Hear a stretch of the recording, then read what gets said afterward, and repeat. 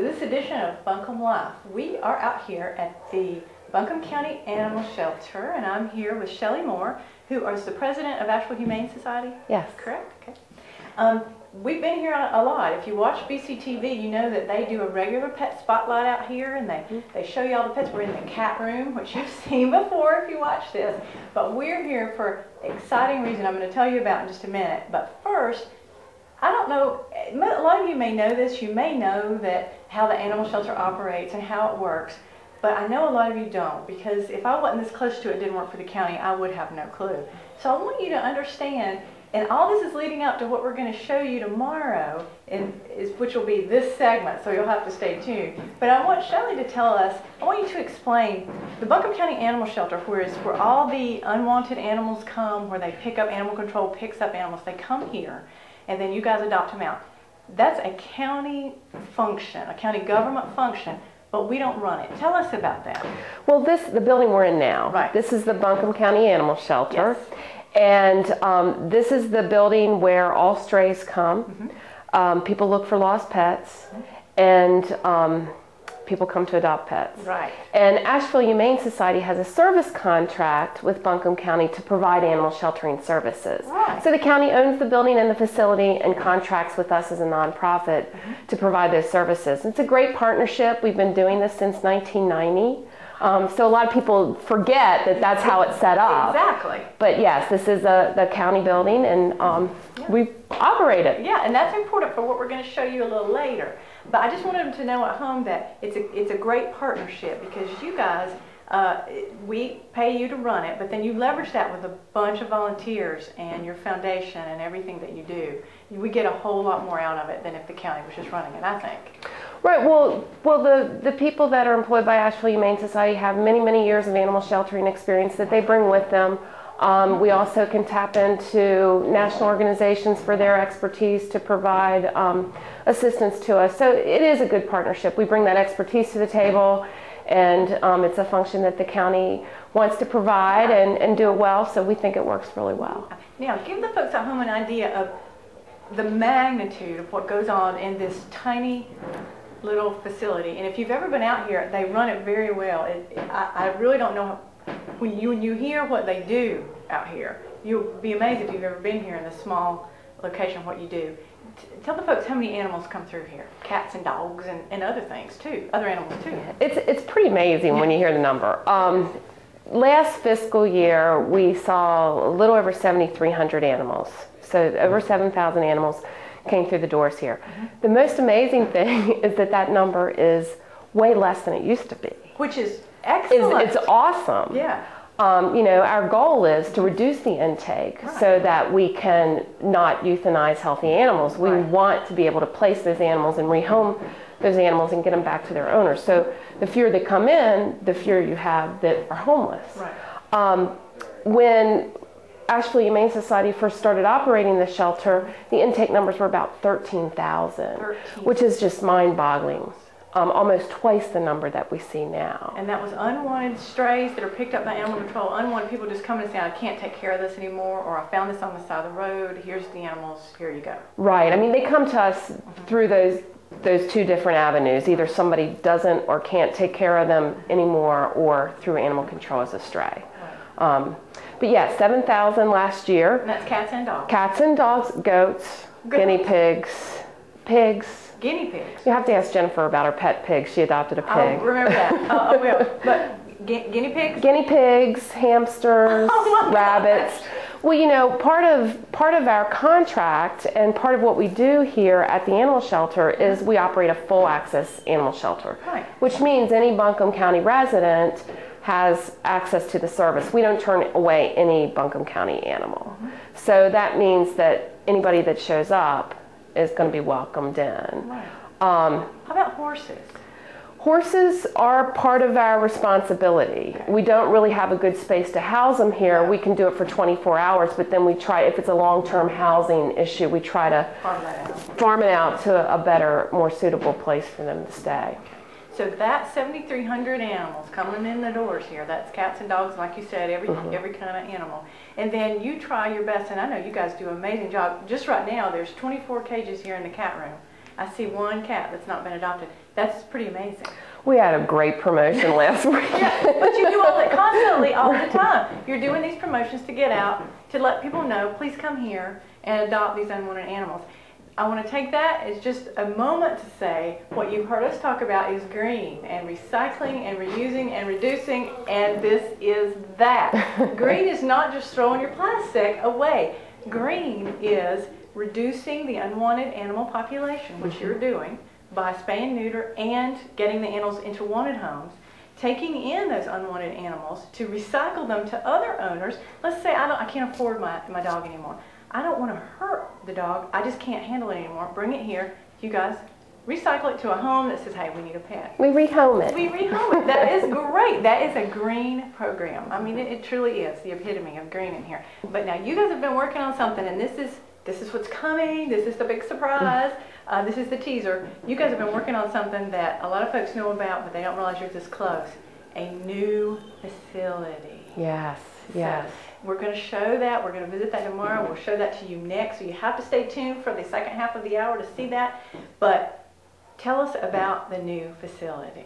Well, we're really, really excited about it. And, one of the monumental things is this is the first time this community has ever really built a facility for unwanted and homeless animals. This has been here a long time. This shelter is very old. Yeah, and it wasn't a shelter. It's been retrofitted. It was the county's maintenance garage. That's right. I forgot about that. And then we turned into the shelter. Right. So we really never have built a building that was designed to house animals. So this is the first time that's ever happened in this community. So that's really, really exciting. So the county, for the shelter part that's being built out there, the county is building the shelter piece. Correct. And the architect was? Keith Hargrove. And we were so fortunate to work with Keith closely in the design of that building and to make sure that it was exactly what was needed for the community and for the animals. And it's been a great partnership. He's a wonderful architect. He's done a great job. I can't wait to see it. It's going to be wonderful. Yeah, but then there's a second piece to the shelter. The shelter is the county's facility. Right. And then there's a second facility being built. Correct. Tell me about that. And that building is the funds are being raised and provided through private donations for an adoption and education center that Asheville Humane Society will own and operate in partnership in conjunction with the other building. So they'll work together and we'll staff both. Right. So it's going to be a great model. So what you see here, and we're going to talk about with Jennifer in just a few minutes, where everything happens in one building. You'll have two buildings to do that. Correct. We'll move the adoptions piece out into a separate building and be able to use the main shelter for all of our animal care and animal intake. That is great. And before I talk to Jennifer, I just want to ask you one thing. I know that we push spay and neutering. And you said that the numbers are down from 90 to now. Do you think spay neutering push has had, or the law now, to have your animals spay neutered, has that helped, do you think? Well, I mean, spay and neuter is the only way that you're going to decrease the number of animals coming into your shelter. And we are very fortunate in this community to have the Humane Alliance, which is a high volume, low cost spay neuter clinic that's actually a model worldwide, not just in the country or in the United States, but worldwide. And they're our true partners in trying to reduce the homeless population. They've done a great job. We work on promotions together with them. And I think that since the inception of the spay-neuter clinic, that's when you've seen the decline of animals coming into the shelter. And it's even more of a substantial decline than just the baseline number, because if you think at the same time that the number of animals going down is happening, your human population's increasing. That's true. Our population is really increasing. Right. So we're even having more of an impact than just that number if you compare those. Because generally when your human population increases, your animal population increases too. And that it's happening. And the shelter population is decreasing. The numbers coming in. So that is really a win-win. Yes, absolutely. It really is. That shows you guys are all doing a great job. Yeah, well, thank you. Yeah. Thank you, Shelley. Thanks. And we're going to talk to Jennifer in just a minute, so stay tuned.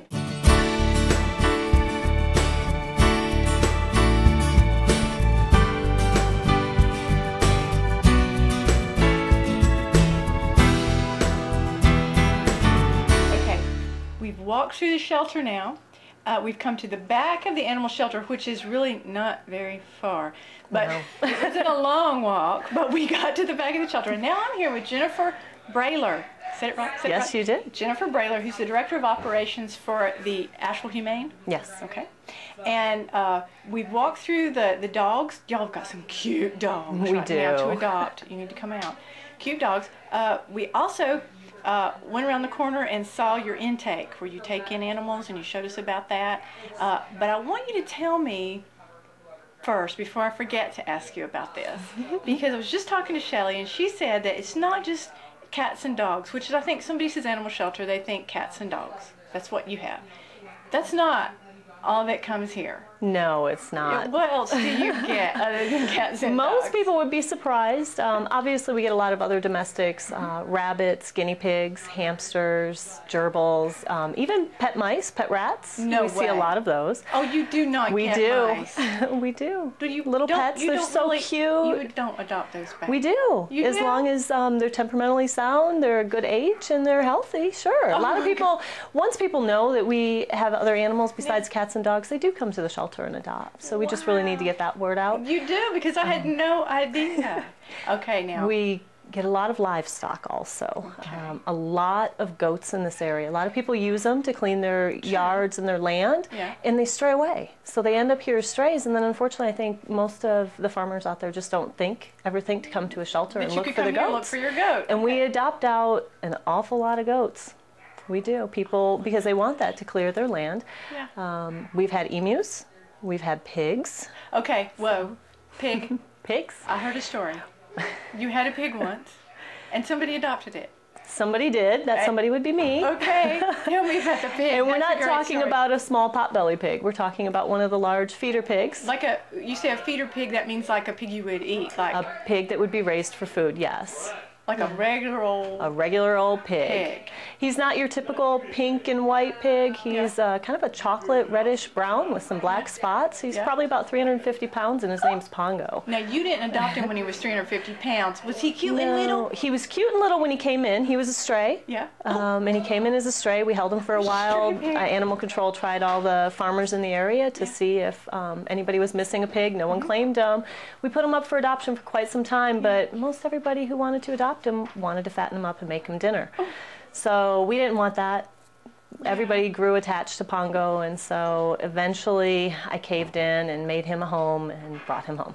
And he's 350 pounds now. He's about 350 pounds now Okay. and loving life. There is no excuse if any kind of animal that you want, you're going to find it here. So they Yes, need you to come will. and look. Not just cats and dogs, but pigs and emus and goats. No guarantee they'll have that when you come, but you could come back and check it out. Definitely, and for a lot of our livestock or those animals that are less common for us Yeah. to see, we do take names and numbers and we get back with them because we have a hard time adopting a lot of them out. Okay, you're just making the case for what we're going to show the folks next at home. But before we talk about that, tell me what room we're in here, because obviously we're not in the cat room. We didn't stop in the dog room because that was really loud. We came all the way back here, and I didn't even know this room existed. What is this? This is actually our medical room. And that This means? is where we prepare animals for adoption. Okay. We get animals vaccinated.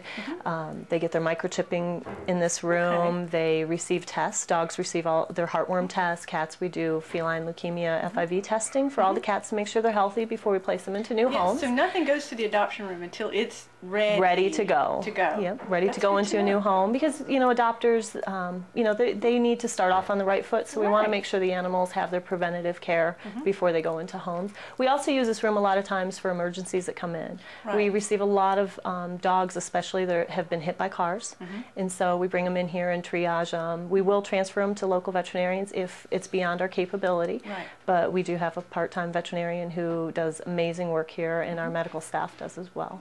That is so cool. So, I'm just saying, you guys need more space. We do. This room is awful small. It's tight. And for the viewers, they can't see, there's actually two entryways to this Yeah. room. And so it's actually a walkway. The room was built around a walkway. So you can imagine Yeah. the interruptions that our medical staff and has it's to like go through. Shelley said, this building was never built as a shelter. It was It wasn't. just a maintenance facility that was turned into a shelter. You guys have done an amazing job with it. tomorrow we're going to go see, and you're going to go with me. We're going to take a tour of the new facility. We are, and make sure you wear your winter jacket because it's going to be cold out there. There's no heat yet. It's under construction. Yeah, it's not done. It's not done. So you won't see the finished product, but you get a sneak peek inside their new facility. I can't wait to see it.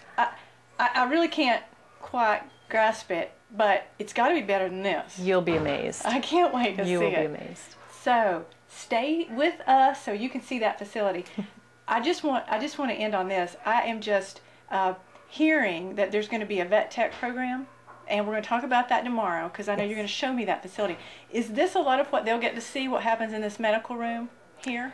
For the vet tech program, they do help us with a lot of the procedures that happen in here, but they do spays and neuters, which obviously we can't accommodate in this facility. So it'll actually grow. It will. So it definitely, we're going to our talk about that programming will tomorrow. grow. Yeah, and that's an exciting program. So stay tuned so you can see us tour that facility. It's going to be great. It will be. Thank you, Jennifer. We'll see you there. Thank you. Okay. Bye.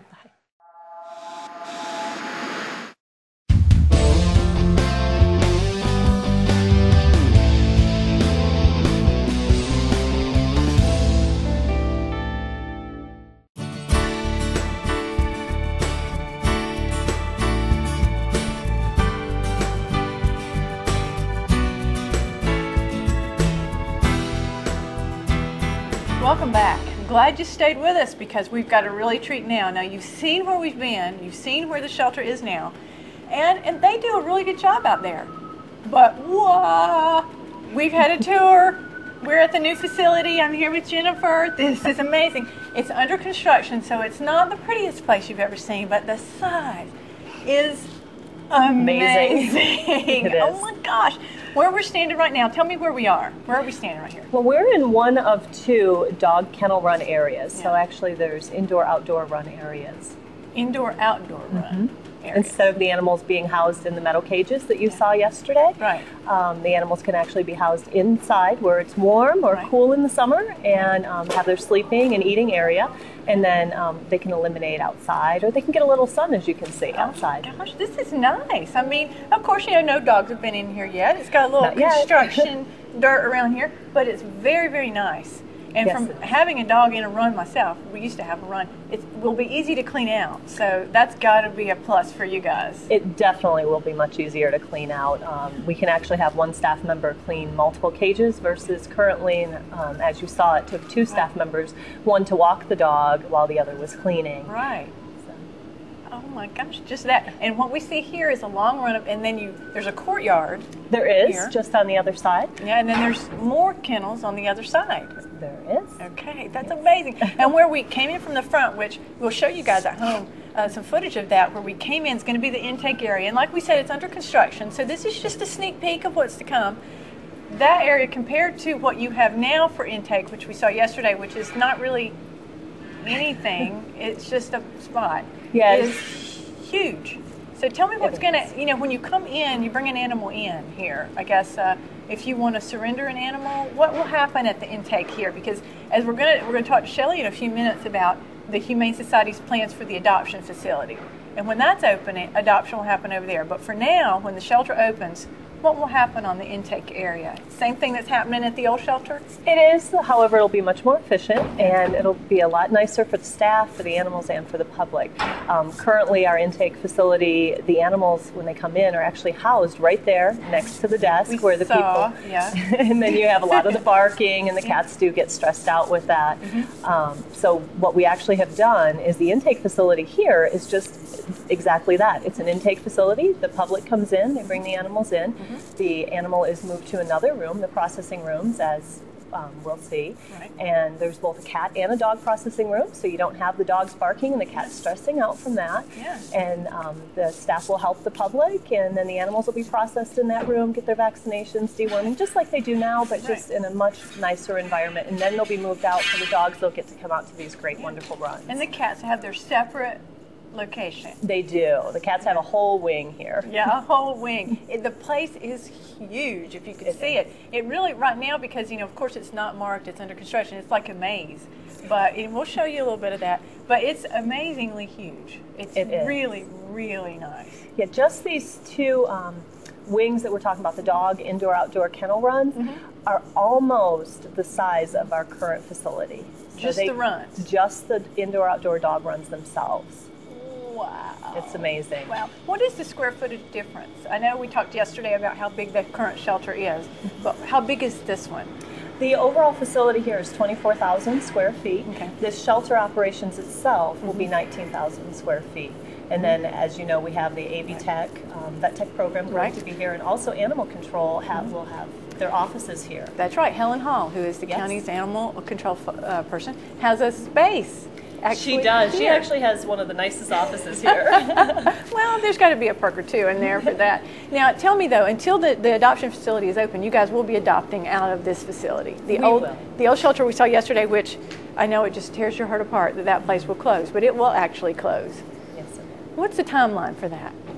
Well, we expect to start moving in here maybe the mid to end of May. Okay. And then we'll do, as you mentioned, the adoptions will happen out of this facility. And then probably about 2 months later, we'll have the adoption center up and running and be able to move into there. And then this facility we use for the intake, lost and found programming, reclaims. That's another good point. I'm glad you said that. So this will be the place you'll come for lost and found. Yes. If you've got a pet that's gotten loose, this was where you would come. Definitely. Here. Okay. We want to come here once we open. Okay. Now, will you also, I know at the old shelter we talked yesterday about euthanasia, and when you do have to put dogs and cats down, that will happen here too?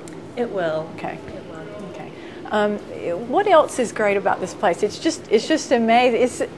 You just got to see it. Okay. You just got to see it. But what are you looking forward to the most? Having worked at the old shelter, what's Probably for me, the biggest is having consistent heat and consistent air conditioning in the facility, but also for the animals, it's just going to be a much better quality of life while they stay with us. Yeah. Getting the dogs and cats separate so the cats can have some peace and quiet because they do stress out a lot. Right. Being able to have more of an isolation room for sick animals so we can cut down on the spread of disease. Oh, that's a good point. I could go on and on. There so are so much many that great we don't things. think about, that you just don't think about. I think your adoptions are going to go up. I mean, just to see this facility is just so impressive. I really think people will, I think the building across there is going to be more busy than this one. I really do. I hope that's what happens anyway. So. Yeah, I really do. Is there anything we've left out you want the folks to know?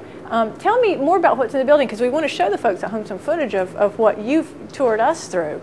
So tell me about what you showed me earlier. Sure. As we mentioned already, we'll see the admission center where the animals come into the facility, where the public comes in. As I mentioned, Animal Control will have their offices here, which is a great plus. Yeah. Then the citizens don't have to wait for them to come to the shelter to help them out. Yeah. AV Tech, Vet Tech's program will be here, which is just amazing. It's wonderful that they will be right on site with us. Yeah. We will have this enormous washer and dryer area, which, as you saw, it's a hallway. That's right. That you don't have an area, really. We don't. It's pretty much our washer and dryer is in a hallway. Same thing with our dish room. Currently, we do dishes out of a Rubbermaid tub. We will actually have a stainless steel sink to do dishes in. To do dishes. Now, that's where you feed the animals? Where we feed the animals. And again, it's a lot bigger area. And the fact that it has a sink, that's a big plus. Yeah, that is a huge plus. And we have a really nice medical area for animals to be processed, to be worked up for adoption. But also, if we get injured animals hit by cars, then we can take care of them in a much nicer facility. Oh, that's a great point. Yeah. In the isolation areas, as I mentioned, there are 2 separate areas, one for cat, one for dog, a lot better ventilation systems. And we even have a little grooming room area. A grooming room. We do. Oh my gosh. Oh my gosh. That is so exciting. And then it's hard for you to get your mind around, but you've got all this area for that and a whole separate building for adoption. Yes. And we're going to talk to Shelley next about that. So is there anything we haven't covered that you want the folks to know about, you're excited about coming here? Just that we are really excited about this, and just a few months away, and we hope to see everybody come out and visit us. Yeah. Thanks for yesterday. Thanks for today. Thanks for being here. Stay tuned. Thank you, Shelley, for being back with me today.